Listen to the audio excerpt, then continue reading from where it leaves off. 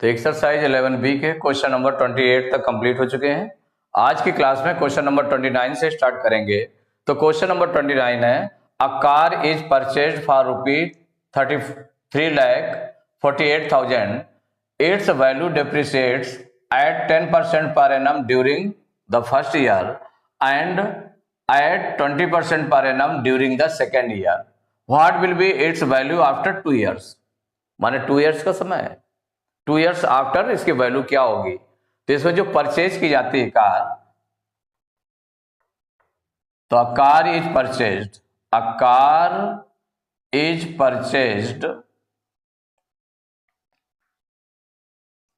For ₹3,48,000। तो ये जो परचेज की गई स्टार्टिंग में जितने परचेज की गई ये आपके पी की वैल्यू हो गई। तो पी इक्वल टू हो गया ₹3,48,000। ये हो गया पी। अब इसमें जो डिप्रिशिएटिंग रेट है, 2 रेट्स दिए हुए हैं इसमें। एक 10% पर एनम फर्स्ट ईयर के लिए, सेकेंड ईयर में कितना होता है 20% पर एनम के हिसाब से डिक्रीज होती है इसकी वैल्यू। तो हो जाएगा depreciating rate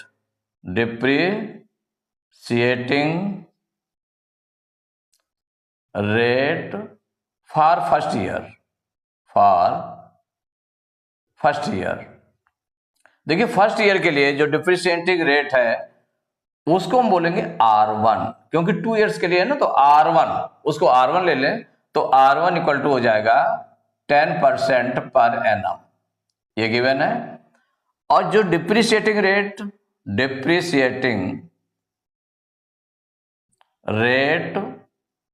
for second year, किसके लिए? सेकेंड ईयर के लिए।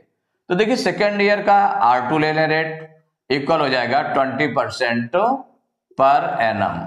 देखिए दोनों डिप्रिशिएटिंग रेट है, दोनों से डिप्रिशिएटिंग रेट है। ये फर्स्ट ईयर के लिए, सेकेंड ईयर के लिए, तो ये भी आपका निगेटिव होगा रेट। R1 भी निगेटिव होगा और R2 भी निगेटिव रहेगा। अब इसके बाद में फाइंड करना है व्हाट विल बी। तो इसमें देखिए टाइम कितना दिया है, 2 इयर्स का दिया हुआ है।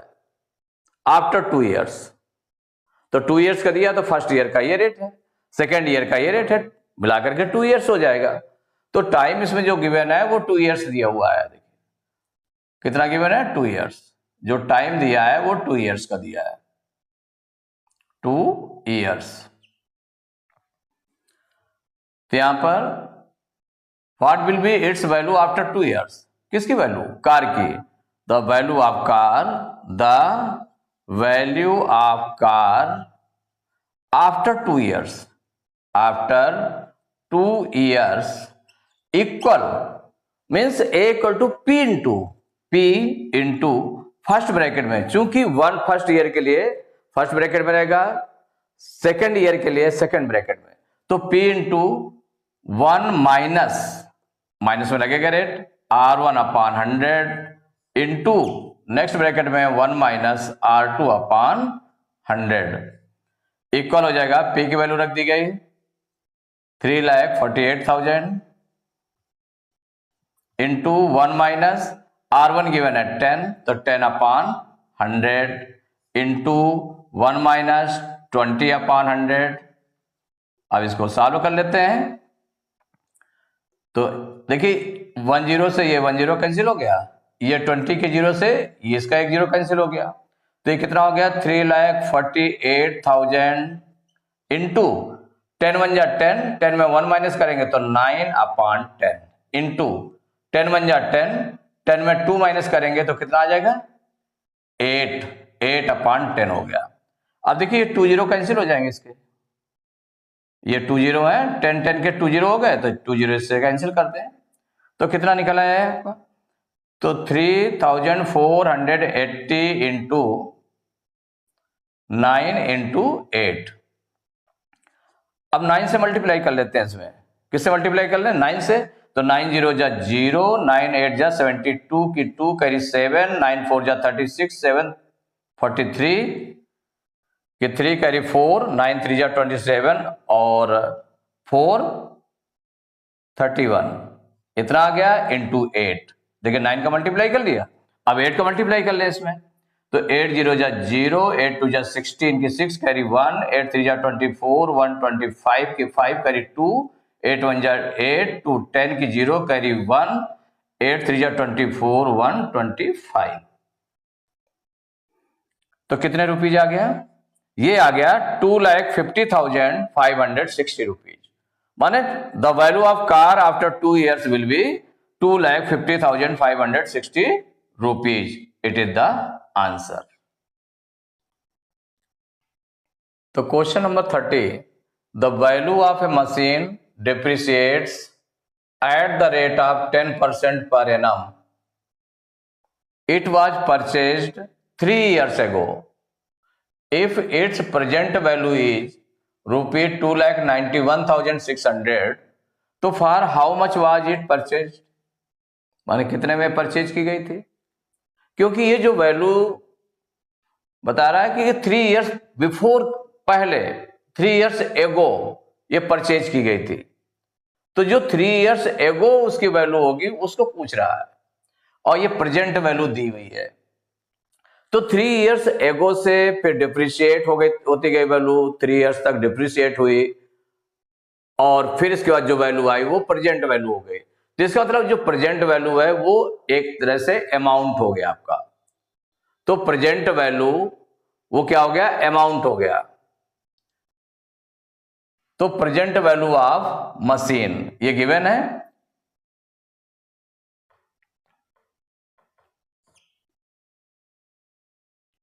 तो मशीन क्या है? इट वाज परचेज 3 years एगो, 3 years एगो परचेज की गई थी। तो late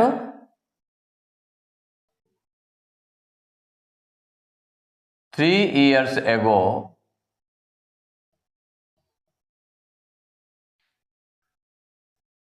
the value of machine was 3 years एगो क्या थी? was P, वो P थी आपकी। कितनी थी? P रुपीज, जितने में परचेज की गई थी, कि P रुपीज में वो परचेज की गई थी 3 years एगो, वो P वैल्यू हो गई। जो उसकी प्रेजेंट वैल्यू है, प्रेजेंट वैल्यू दी है, प्रेजेंट वैल्यू ये गिवन है 2,91,600 रुपीज। तो ये जो प्रेजेंट वैल्यू है ये आपकी, ये प्रेजेंट वैल्यू हो गई।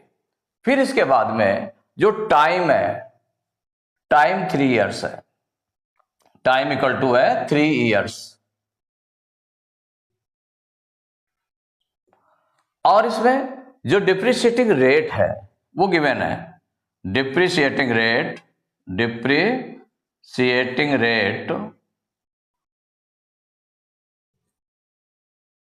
इक्वल है 10% पर एनम।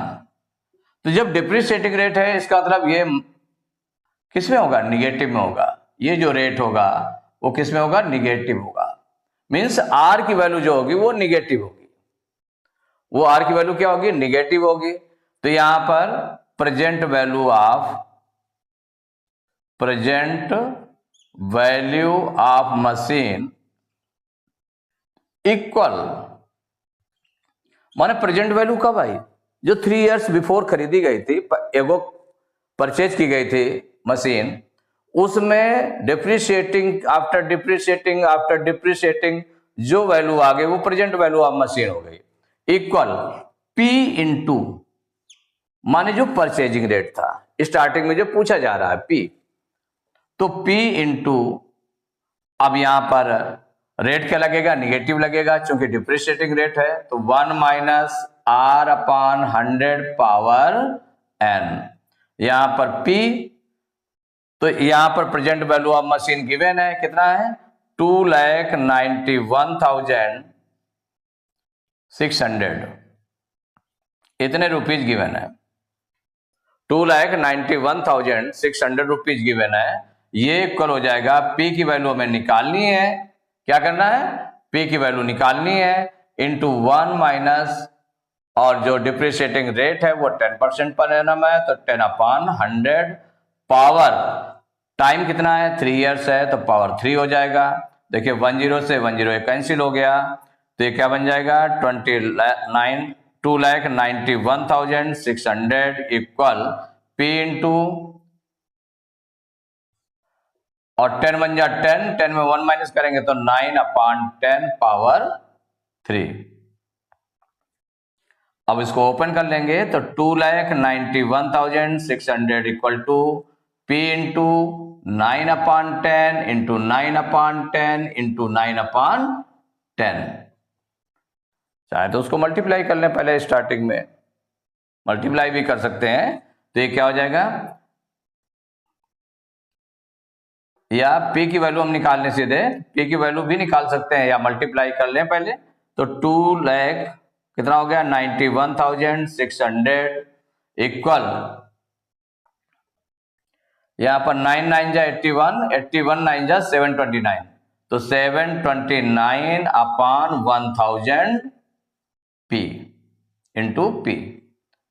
अब इसको हम ट्रांसपोज कर दें, तो जब ट्रांसपोज करेंगे तो P की वैल्यू क्या आ जाएगी, P इक्वल हो जाएगा 2,91,600 इंटू भी चला जाएगा 1000, अपान हो जाएगा 729। अब 729 से इसको हम डिवाइड कर ले, कितने टाइम्स जाएगा, देखिए 729 से अगर हम इसको डिवाइड करेंगे तो डिवाइड करके देख लेते हैं कितने टाइम्स जाता है, या पहले इसको मल्टीप्लाई कर लें। तो P इक्वल टू क्या हो जाएगा, 1000 का मल्टीप्लाई करेंगे तो आ जाएगा 291,600, और ये 30 और लग जाएंगे, तो 1 2 3 30 और लगा दिया, अपान 729। तो P इक्वल टू ये जो आया अपान में 729 इतना आ गया। अब 729 से इसको हम डिवाइड करेंगे, तो 729 से डिवाइड करेंगे तो देख लें कितने टाइम्स जा रहा है, तो 7 4 जा 28। अब इसको एक साथ हम करके देख रहे हैं, तो 729 इंटू 4 कर दिया गया, 4 टाइम्स जा रहा है, उतना आ रहा है कि नहीं आ रहा है, तो 4 9 जा 36 की 6 कैरी 3, 4 2 जा 8 3 11 की 1 कैरी 1, 4 7 जा 28 1 29, मान 2916 4 टाइम्स में, तो 729 बन जा 729, और इसको डिवाइड करेंगे तो कितने टाइम्स गया, ये 4 टाइम्स गया, 4 टाइम्स गया, तो ये आ गया 2916, और कितने जीरो है इसमें, 1 2 3 4 5 जीरो है, तो 1 2 3 4 5 जीरो, तो P की वैल्यू कितनी आ गई, 4 आफ्टर 5 जीरो, 1 2 3 4 5 इतने रुपीज, मीन्स 4 लाख रुपीज। तो आंसर में क्या आ गया आपका, the machine was purchased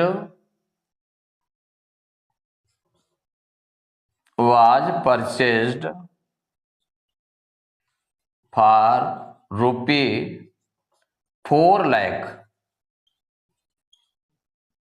it is the answer. Exercise 11 भी कंप्लीट हो चुकी है, नेक्स्ट क्लास में एक्सरसाइज 11C स्टार्ट करेंगे।